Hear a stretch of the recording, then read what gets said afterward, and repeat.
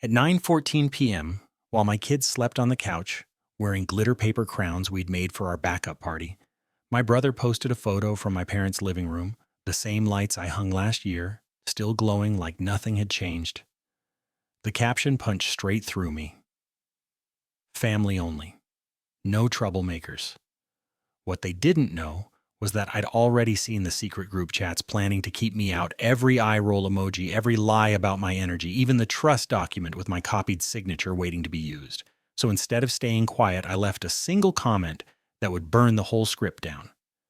But the real explosion hadn't even started yet. Before I go any further, tell me where you're watching from. I always read the comments, and it means more than you think. And listen, if you've ever felt pushed out, silenced, or treated like the outsider in your own family, hit like and subscribe. Trust me, you're not alone here. Now let me take you back to where this really began. I grew up in a house that photographed beautifully, but felt hollow in all the places that mattered.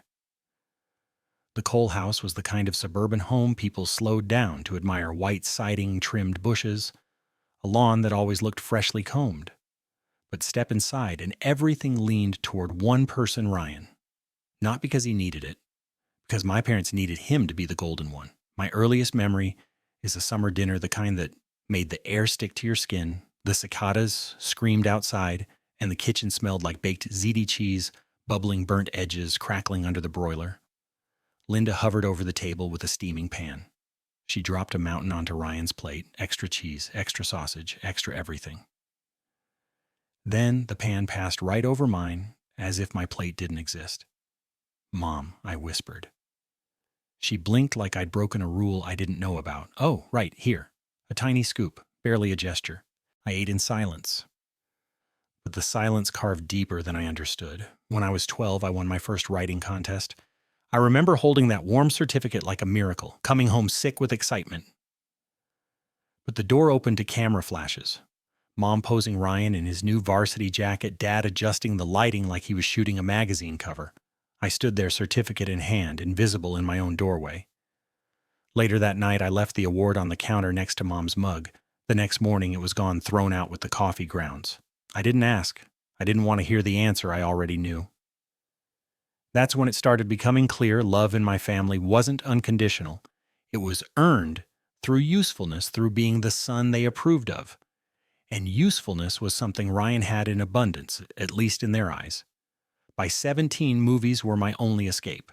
Sticky theater floors, warm popcorn, the hum of the projector. Those were the places where no one asked me to be someone else. When I got accepted into a film program states away, I felt something unspoken in my chest crack open. Freedom. Or what I thought freedom would feel like. Mom called it a cute hobby. Dad printed out tuition comparisons for a real degree. Ryan shouted from the living room, "So, is homework just eating popcorn?" They all laughed. I didn't. I left home at 19 with a duffel bag, a thrift store laptop, and a $20 bill my grandmother had slipped into my hand before she died. Nobody walked me to the driveway. Nobody hugged me goodbye. Dad yelled from the garage, "Text us when you get there if you remember." I didn't know it then, but that lonely drive to campus was training for the silence I'd learned to survive. My early 20s were a montage of exhaustion, night shifts at a diner with flickering neon lights, coffee that tasted like burnt metal, writing scripts in a cramped apartment where the walls were thin enough to hear every argument in the building. I called home sometimes. But every call spun around Ryan. Mom asked about him before she asked about me.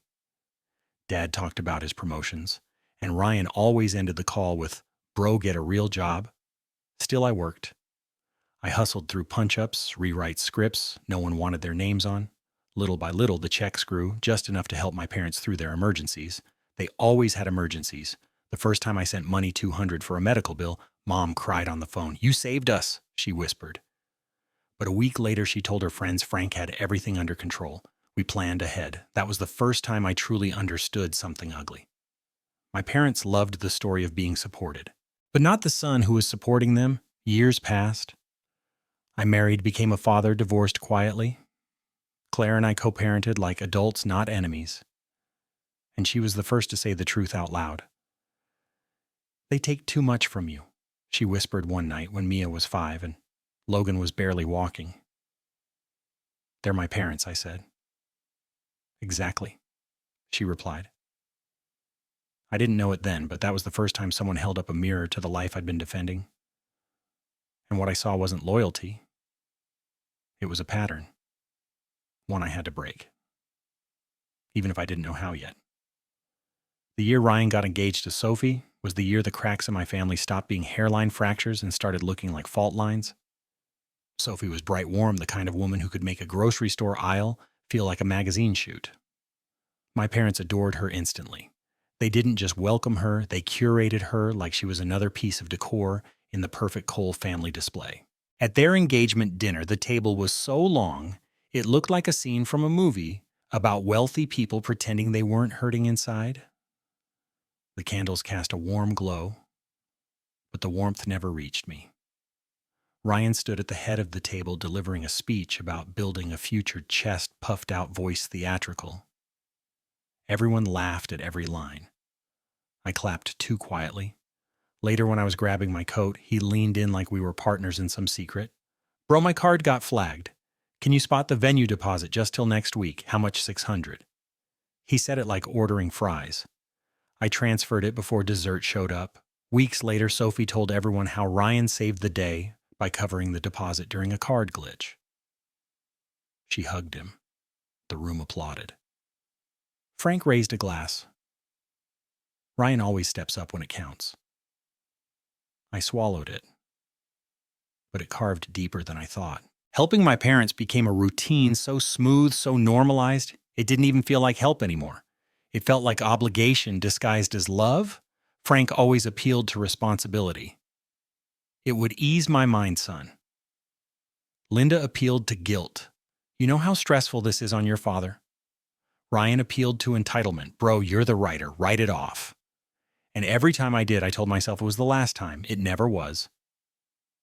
Then came the trust document. Mia had spilled juice in my parents' kitchen, and Linda snapped at her a sudden sharp strike of disapproval that made her tiny shoulders snap back. While cleaning the floor, I noticed a drawer slightly open. Inside was a thick document with my name clearly typed under witness, and then my signature, except it wasn't mine. It looked like my signature from 10 years ago, copied, pasted. Mom, what is this? Linda didn't even turn fully toward me. Oh, that I used an old signature page. Same thing. Saves time. Saves time? My hands went cold. You copied my signature. Oh, stop, she said. You're always so dramatic. And that was when I realized something brutal. In my family, my consent didn't matter. My signature was just another tool for them to use. The holidays that year were another exercise in invisibility. At Thanksgiving, the house smelled like turkey and burnt marshmallows, and the TV hummed with the parade in the background. But when a cousin asked how I balanced work with 2 kids, Linda cut me off. Ethan's always busy. Ryan's the one who keeps us afloat. I stared at the cranberry sauce bleeding into the stuffing. Mia kicked my leg gently, her way of asking, "Are you okay?" I swallowed it, but it carved deeper than I thought. A few months later, I said no to money for the first time, one small refusal. After rent, groceries, and a script that hadn't paid yet, I simply couldn't. Linda didn't speak to me for 3 days. When she finally did, her voice was arctic. You know who we can count on, Ryan. 3 hours later, Ryan texted, Bro, can you cover my car payment real quick?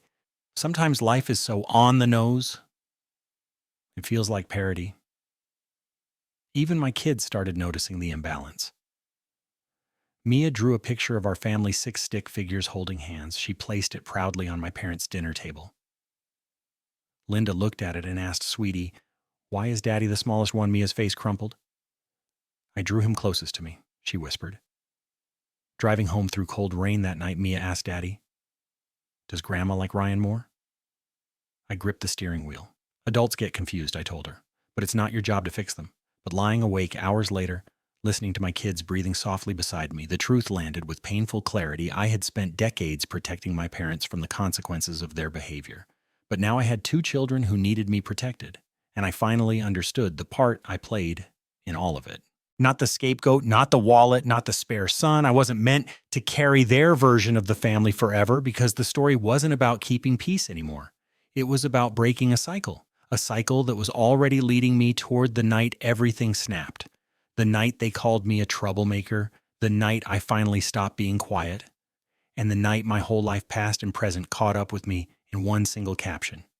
The year everything began to truly unravel was the year my parents discovered a new phrase they loved, tossing around like confetti the family float.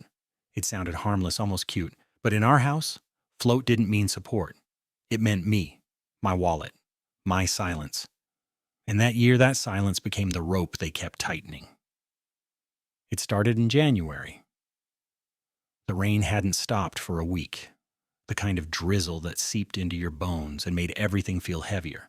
I was rewriting a script at my kitchen table, kids asleep in the next room, when my phone buzzed with Dad's name. Ethan, we're in a tight spot. He began, voice calm. Controlled the same tone he used when explaining taxes. Property bill came in higher. Just $500 to get us through the week. I sent it, like muscle memory, like reflex.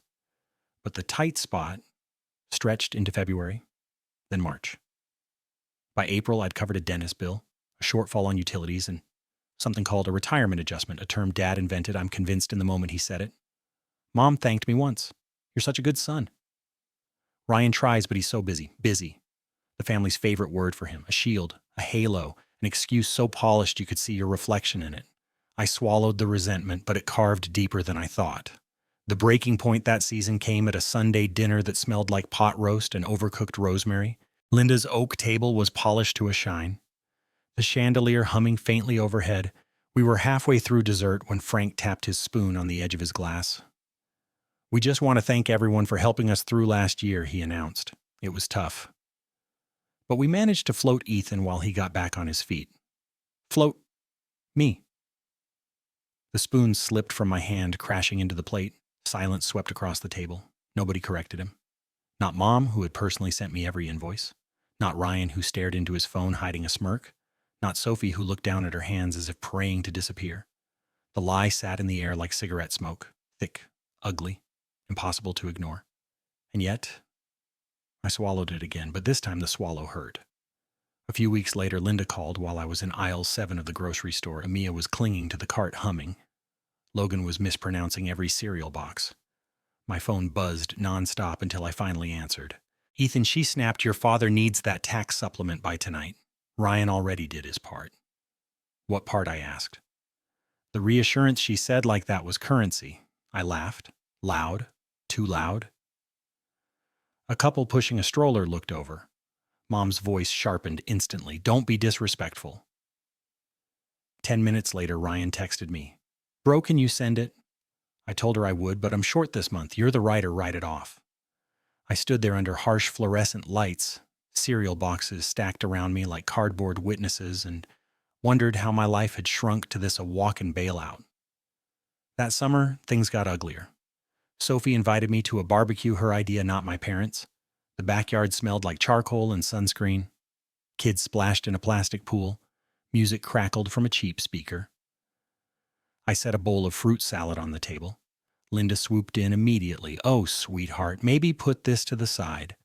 Sophie brought something more presentable. Her voice was sugar-coated venom. Sophie flushed with embarrassment. I just nodded, placing the bowl at the far end like a rejected guest. Later, I overheard Linda whispering to a family friend, Ryan holds everything together.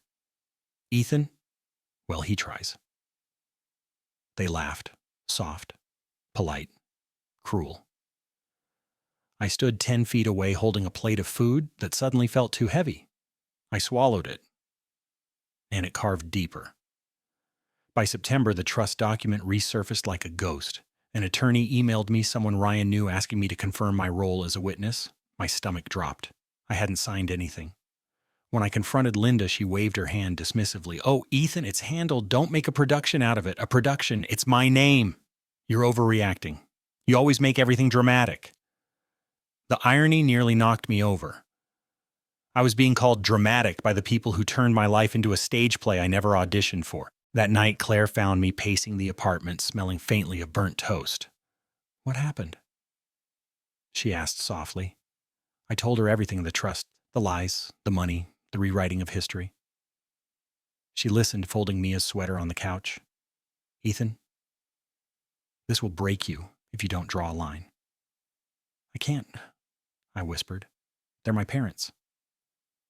They're your parents, she said. But you're a parent too. Your kids are watching how you teach people to treat you. Her words sliced deeper than anything my family had ever said. But I still wasn't ready to choose myself, not yet. Halloween came. The kids wore their costumes. Mia as a witch, Logan as a pirate, with glitter still drying on his hat. We stopped by my parents' house. Linda cracked the door open but didn't invite us in. "Oh, you look adorable," she said, "but we're heading out. Ryan and Sophie invited us to their block party. Can we come?" Mia asked. Linda smiled too widely. "It's adults only." The disappointment on Mia's face stayed with me all night. I swallowed that too. But it carved the deepest of all. By November, every interaction with my family felt like walking barefoot on broken ornaments. Then came December. The month everything snapped.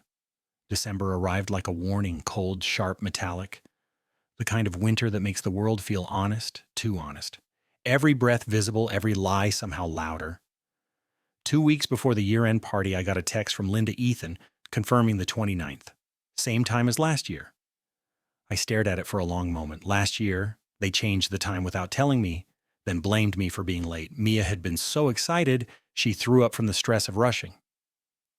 And still, Linda had whispered at the door, "You should plan better." But this year, she actually confirmed it. A tiny part of me, some naive leftover piece, felt relief. Hope even. I replied, "Got it. We'll be there." Hours later, cooking boxed mac and cheese, my phone buzzed again, this time with Ryan's name. "Bro, Mom says, maybe sit this one out." Kids get loud. She's worried. My hand tightened around the wooden spoon. Mom says, since when had he become her messenger? Since always. I just hadn't noticed. I didn't respond. Instead, I turned to Mia, who was mixing sprinkles in a bowl. "Hey, sweetheart, what do you want to bring to Grandma's party?" She beamed. "Cupcakes, extra glitter." Logan yelled from the living room boundaries because he'd been copying everything I said lately. I laughed. But inside, something twisted. 3 days later, I stopped by my parents' house to drop off a handmade card Mia had crafted with glue still drying. The house smelled like pine cleaner and warming coffee. Linda stood in the living room rearranging ornaments like the fate of the world depended on symmetry. She didn't turn as I entered. "Mom," I said. "Oh, Ethan. Didn't expect you." I set the card on the counter.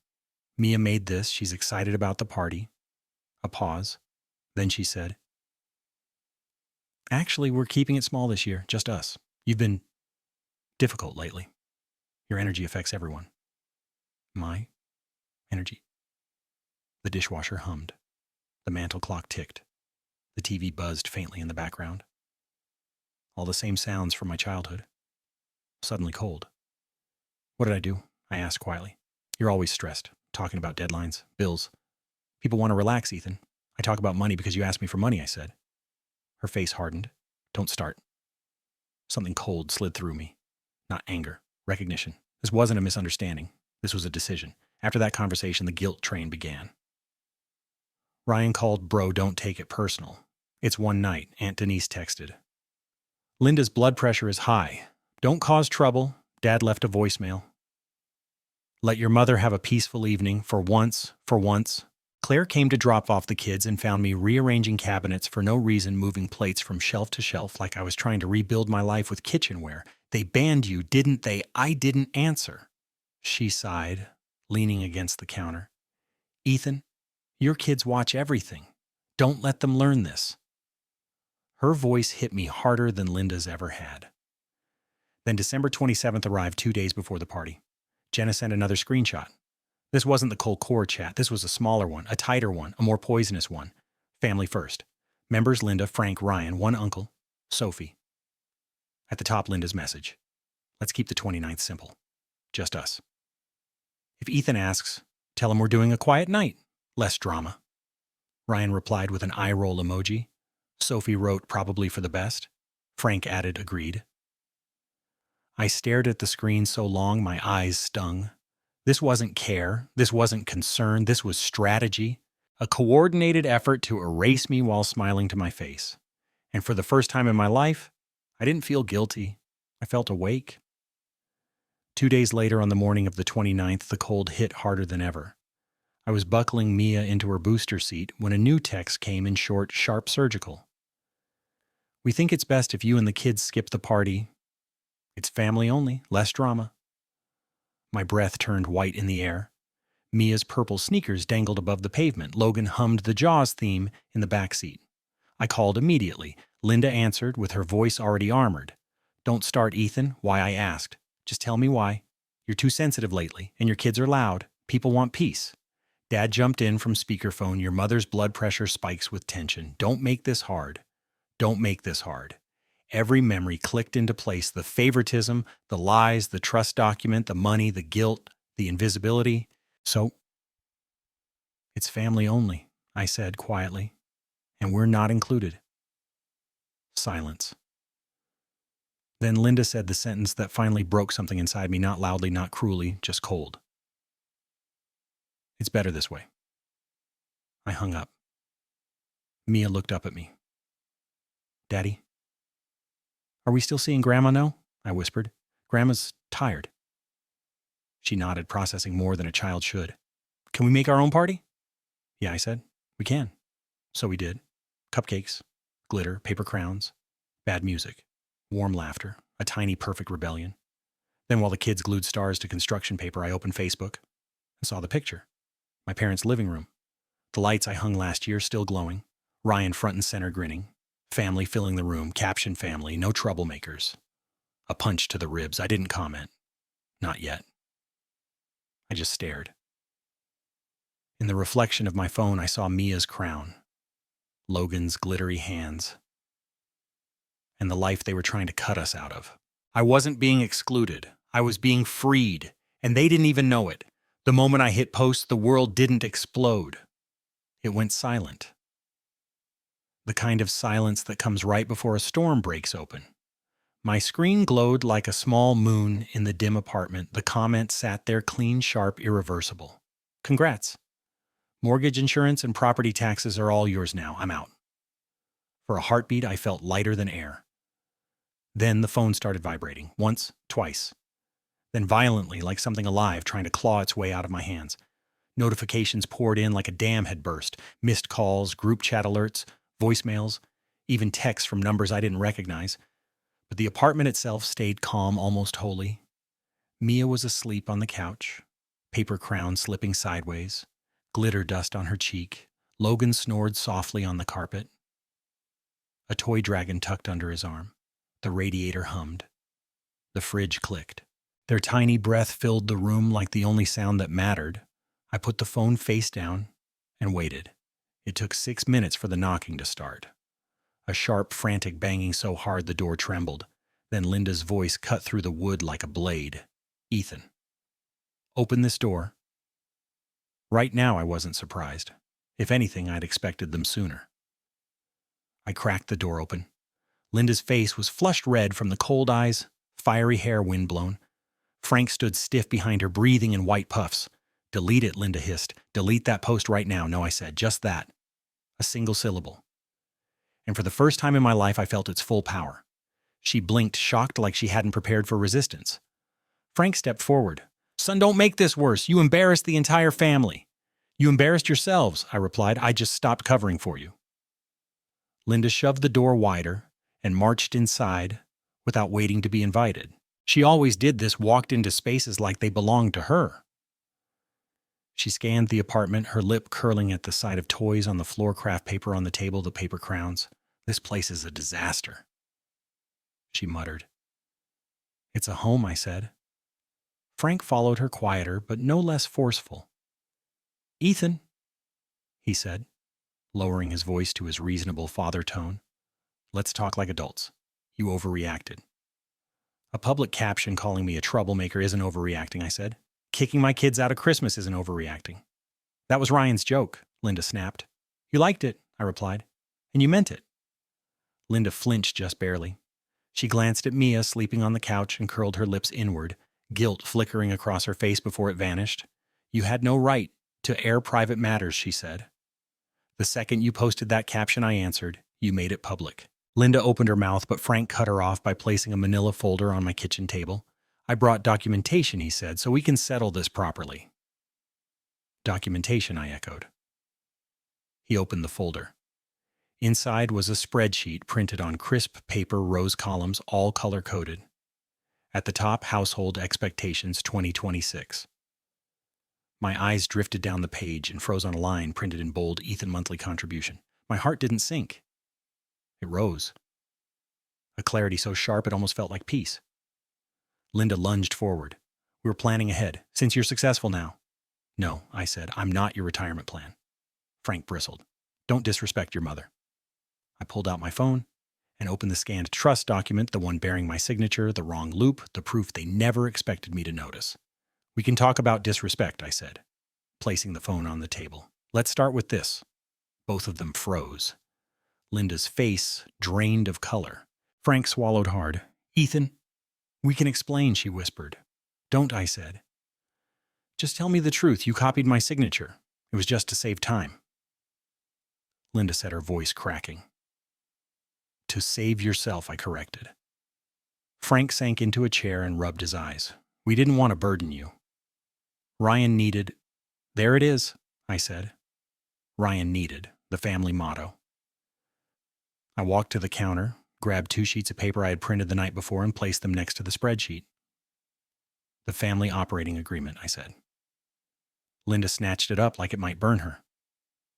She read the first lines. No financial support without written agreement. No use of my name on documentation.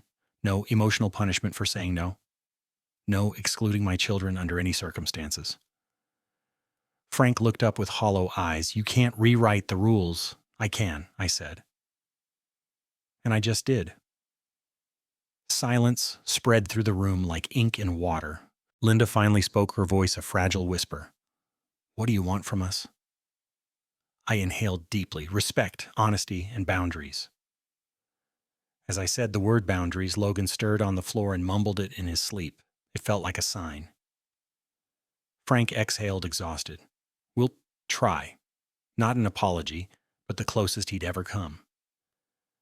Linda's eyes glistened, not with softness, but with the realization that something had shifted permanently. You're not the Ethan we raised, she said. No, I answered. I'm the Ethan I should have been. I walked them to the door. They left slowly, silently, like people stepping out of a church after a confession. And for the first time in my life, they weren't asking for money or help or anything. The moment the door closed, the apartment felt different, lighter. Ryan called 6 times. I didn't pick up because the climax wasn't posting the truth. The climax was finally choosing myself. The morning after the explosion, sunlight spilled through my blinds like nothing had happened. The world outside kept moving cars, scraping frost from windshields, someone warming up their engine, a dog barking at a delivery truck, but inside my apartment, the air felt almost sacred, still, clean, new. I made pancakes for the kids, cutting them into star shapes because Logan insists that food only counts if it looks magical. Mia dusted powdered sugar over them like fresh snow. Their laughter filled the kitchen with this bright, innocent sound that didn't belong to the wreckage of last night. While they argued about whose pancake was the biggest, my phone buzzed on the counter. For a moment, I didn't move. I let it vibrate until it went silent again, like a ghost knocking from outside a locked door. When I finally picked it up, the notifications were stacked like bricks. Frank had sent me $40. Just 40, barely anything. But it wasn't the amount. It was the direction. The first time in my life that money had flowed toward me instead of away from me. Then a photo appeared in the family chat. One from the night I wasn't invited. A blurry shot of the living room with everyone posing stiffly. Under it, Frank wrote, "Next year, everyone. Not family only. Not less drama. Just everyone." A minute later, Linda sent another message, a picture of a handwritten budget. Columns, shaky ink smudged like she'd rewritten it 10 times. We're learning, she wrote. I stared at the message for a long time, not angry, not triumphant, just steady. Then another buzz. Ryan, a payment. $200, memo, whatever. 5 minutes later, another text. We'll figure things out. I didn't respond, not out of spite, out of clarity. For the first time in my life, I controlled the pace. I controlled the terms. I controlled the story. I slid my phone into the drawer and watched my kids laugh with sugar on their cheeks, their paper crowns still crooked from the night before the night We built our own version of family. They thought banning me would shame me, silence me, break me. But all they did was hand me something they never meant to give proof. Patterns, receipts, and boundaries strong enough to split the old family script wide open. They don't know it yet. But this story isn't finished, not even close. Because the thing about quiet revenge is it doesn't roar. It reshapes the room. And I've only just begun. Before I wrap this up, let me say this directly to you. If any piece of my story felt familiar, if you've ever been the one holding everything together while being pushed out to, talked down to, or treated like the outsider in your own family, then you're exactly who I'm talking to. Your voice deserves to be heard. Your boundaries deserve to stand. And you don't have to carry everything alone. So drop a comment, tell me what part hit you the hardest, and make sure you hit like and subscribe, because if you've ever felt like the outsider in your own family, this story isn't over.